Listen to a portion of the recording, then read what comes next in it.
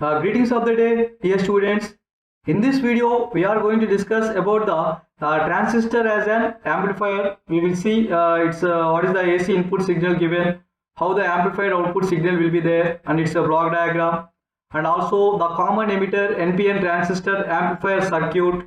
This is the common emitter NPN transistor amplifier circuit and its operation. We are going to discuss in this video, right?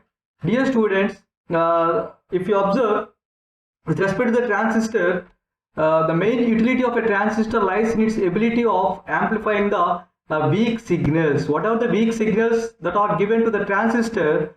Those are to be amplified, or they will be amplified. The weak signal is applied at the input terminals and the amplified output will be obtained across the output terminals. Right? For example, if this is the AC input signal given, which is having alternatively positive peak and a negative peak, if such kind of signal is given as an input to the transistor, now the amplified output signal will appear like this. Its magnitude will get amplified.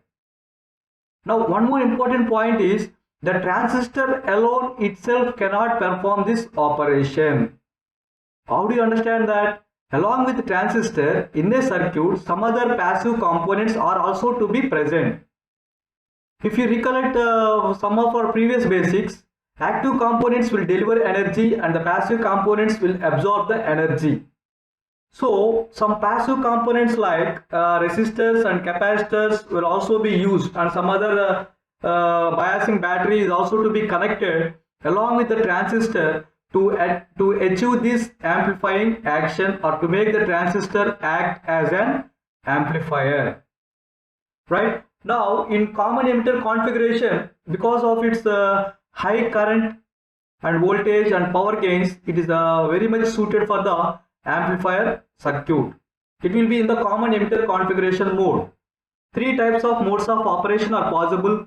That is common emitter, common base and common collector. Out of those, this common emitter, because of its high current, voltage and power gains, it is very much suited for the amplification of the circuits.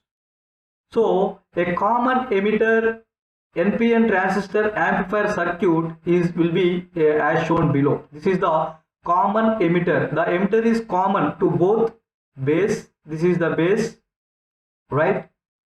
This is the base and this is the emitter, and this one is the collector. If you observe, the base and emitter region is to be forward bias, will be forward bias, and the collector and emitter junction will be a reverse bias, is to be reverse bias. As you have observed here, it is an NPN transistor. This is N and this is P, and again this one is the N. So emitter is N, base is P, and the collector is again N. To make this combination of emitter and base to be forward biased, the P emitter base is connected to the positive, it is to be connected to the positive terminal, and the emitter is to be connected to the negative terminal. Similarly, to make emitter collector reverse bias, the collector is already N type, as we have discussed in the previous video. This N type is to be connected to the positive terminal. This will be connected to the positive terminal, and now this N will be connected to the negative terminal. Like this, now it is reverse bias. Clear? So the resistor, load resistor will be connected in series with some plus VCC voltage, right? The amplified output will be connected across the load resistor, and here in between the emitter and base you are going to apply the input. This is the input voltage. Now, one more important key point is to make the emitter base junction always forward biased mode. It is important to add some biasing voltage with the help of some battery VBB. VBB will be added along with the input voltage source to make sure that always this junction is in forward biased mode, because of the input applied voltage is alternatively having positive peak and negative peak. During negative peak, the transistor may undergo the reverse biased mode.